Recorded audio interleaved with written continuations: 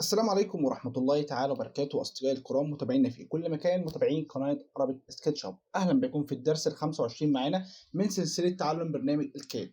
والنهاردة بنشرح برنامج جميل جدا أو قصدي أداة جميلة جدا، أداة موديفاي اسمها Array. معنى كلمة Array هي اسمها التكرار. يعني إيه تكرار بالظبط؟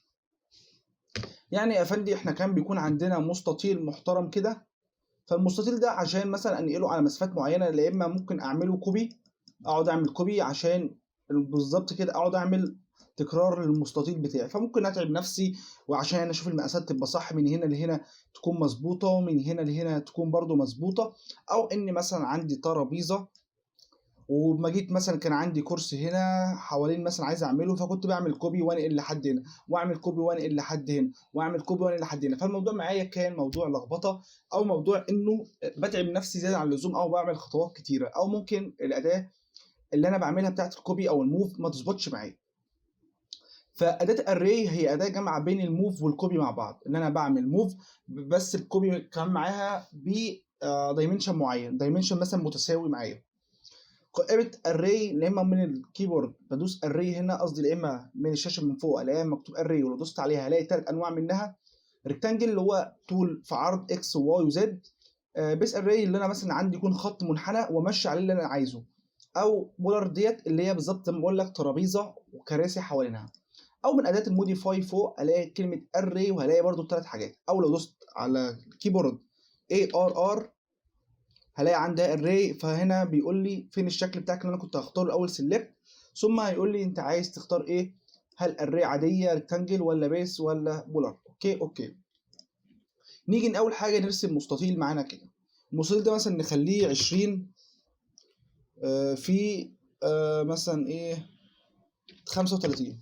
ده كده المستطيل بتاعه هو تمام. ممكن نعمله كده الناحيه دي. اوكي.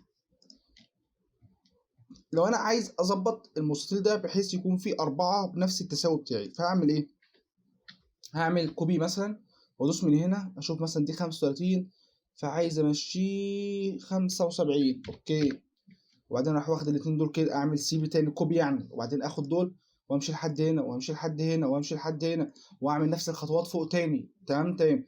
فالمشكله ان انا عملت خطوات كتير قوي زياده عن اللزوم، ممكن الخطوات دي تلخبطني.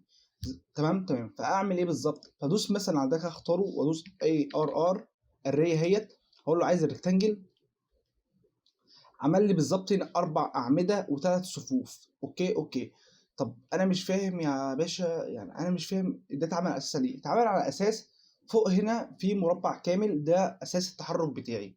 ازاي؟ عندي هنا بيقول لك الاعمده بتاعتي، لو انا خليت هنا الاعمده 10 عمل لي 10 اعمده، 1 2 3 4 5 6 7 8 9 10. اوكي، نخليهم مثلا 5 بس كده الاول، ونخلي مثلا عدد الصفوف بتاعي 4 اهو، عمل عدد صفوف معين. اوكي. نيجي على الأعمدة، هنا العمود والعمود بيقول لي الفرق بين كل عمود والتاني 52 متر ونص. طب أعرف إزاي أتأكد إزاي؟ عامة لما بيجي يقيس المسافة فهو بيقيس المسافة لا إما من الطرف ده لحد الطرف ده 52 ونص، أو من النص 52 ونص، أو من هنا لهنا 52 ونص. لو جينا كده جبنا لينير 52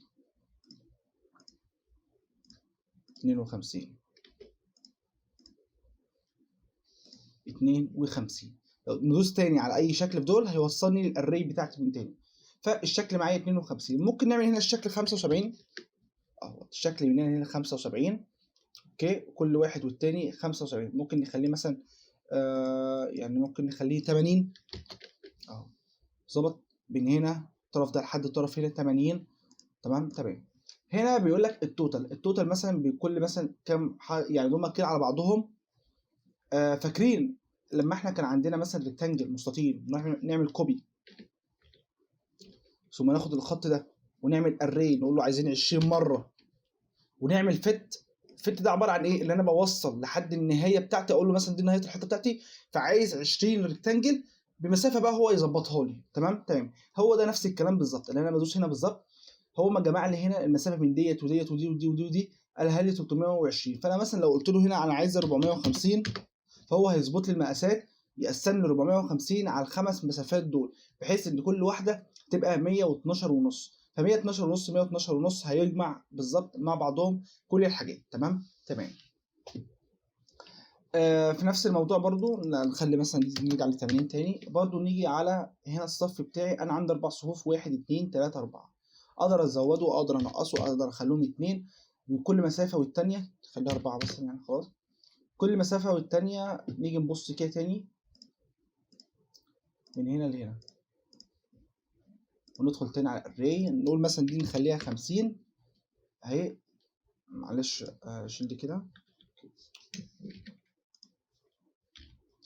لما نيجي نعمل دايمنشن بين ديت وديت هنلاقي انها بقت 50. تمام. فهو رفع 50 عن كل حاجه بين ديت وديت. دوس تاني على الاري في اي واحده فيهم. ايه تاني ممكن برضو العب في التوتال بتاع الاري بتاعي. اوكي. هنا الليفلز ديت بالظبط بتلعب في ال 3 دي، ولكن انا ماليش علاقه صراحه في ال 3 دي. مش قصدي ماليش علاقه، انا مش عايز ادخل الكورس في حته ال 3 دي حاليا دلوقتي. تمام.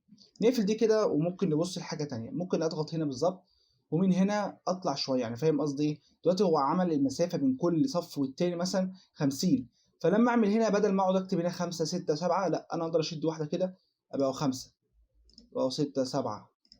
اجي برضو اجي الناحيه دي اهو، ازود انا عندي. اوكي.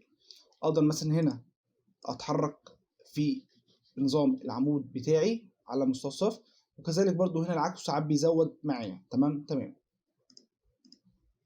ده كده بيزود صفوف مع أعمدة من ناحية من يمين للشمال. هنا بيعمل بس أعمدة زيادة، وهنا بيعمل صفوف زيادة.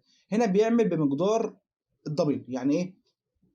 مسك من اول هنا، لو انا اتحركت لحد هنا كده بالظبط، شوف هيعمل المسافه اللي اتحركت هنا هيعمل لها دبل الناحيه التانيه. فما استخدمهاش، خلينا احسن في اليمين وفي الشمال بس كده. وان انا امسك ده احركها يمين او احركها فوق او احركها تحت. شايفين معايا ده كده بالظبط معايا زي ما انا ايه بتكلم، يعني زي ما انا ماشي بالظبط كده. تمام. نيجي عندي حاجه اسمها بيز بوينت. بيز بوينت دي هي نقطه السنتر بتاعي حاليا. ايه نقطه السنتر معايا؟ نقطة السنتر دلوقتي حاليا هي النقطة ديت اللي أنا من خلالها ده الإكس والواي. يعني مثلا ده مثلا واي وده الإكس، ودي نقطة الصفر وصفر. منها هحرك مثلا ديت أو منها هحرك دي. أنا بقدرتي إن أنا أقدر أحرك أو أغير نقطة البيز بوينت بتاعتي. أهو هو بيقول لي نقطة البيز بوينت شايفينها أهي خارجة من النقطة ديت، فممكن مثلا أخليها له، أقول له خليها لي من أول تحت هنا. شايفينها اهيت. اوكي ممكن اخليها من النقطه ديت، يعني فاهم؟ ممكن اخليها النقطه ديت بحيث لو عندي مثلا خط كده لاين، ممكن امسك دي كده واروح واخد دي كده شديدها وحاططها هنا. دي البدايه بتاعتي. اكس والواي. في الاري تاني ممكن ندخل على حاجه اسمها edit سكور، مش عايزها. بس يعني مش حاببها دلوقتي. ريبليس اتيم. ريبليس اتيم دي عباره عن ايه؟ دي شكل دايره بتاعتها اهيت. حلو. فريبليس ان انا ممكن بعض الاشكال الريكتانجل اللي في النص اغيرها باشكال تانية.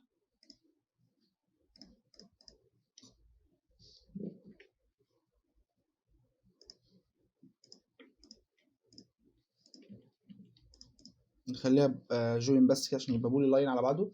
هو تقريبا هو بولي لاين. ادوس على الاري ثم اعمل ريبليس اتيا، ثم يقول لي ايه الشكل اللي انت عايز يتغير مكان مثلا الريكتانجل، اي ريكتانجل انا عايزه. فاقول له مثلا دي شكل الدايره وادوس انتر. يقول لي ايه النقطه اللي انت عايز مثلا يعني ايه يكون ماسك منها السنتر. شفت انا كنت مثلا ممكن امسك من السنتر هنا، فلما اختار الشكل ده من السنتر هو كمان، فلما يجي يحط لي الدايره هيحط لي في نفس السنتر. فقلت له مثلا الدايره دي، ثم بيقول لي ايه الشكل اللي انت عايز مثلا تغيره في الريكتانجل هنا. فاقول له مثلا غير لي الريكتانجل دي. غير لي الريكتانجل دي. طبعا هي بقتش في النص بالظبط لان انا لاعب في البيز بوينت الاساسيه بتاعه الاري، وما جيت حددت المنتصف. فممكن ارجع واحده كده واجي هنا اعمل بيز بوينت. لحظه كده.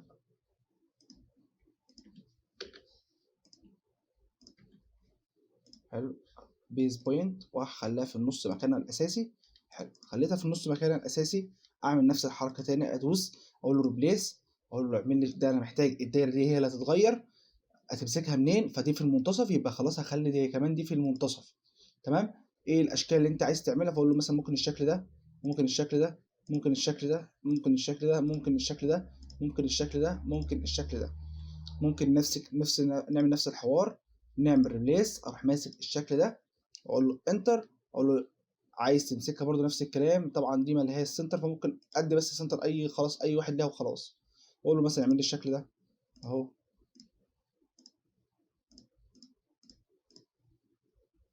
هم يعملوا دول كده على بعضهم.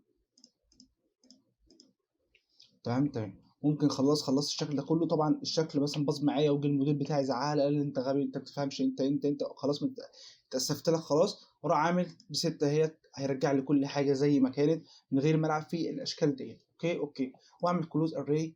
خلصت كلوز اري ده كده، خلصت الشكل بتاعي كده بالظبط. دي كده كانت الاري معايا بالظبط. ممكن حاليا اما ندخل في حته البلوك هشرح برضو الحته ديت، ان انا مثلا بعد كده ممكن مثلا خلاص عملت ترابيزه، اعمل حوالينها مثلا وليكن مثلا يعني كذا كرسي مثلا. طبعا لسه دخلتش في الاري بتاعت الكراسي. واعمل دي كلها عباره عن بي، حرف البي دي بلوك. ثم اعمل دي كلها على بعضها نفس الكلمه، اعملها اري اهي، دي ترابيزات اهي محطوطه. اوكي كده يكون خلصنا حلقه النهارده. حلقه بسيطه جدا بتتكلم عن الاري بجميع انواعه، لسه اتكلمنا على اول نوع فيه. والسلام عليكم ورحمه الله تعالى وبركاته، وصلى الله وسلم وبارك على سيدنا محمد.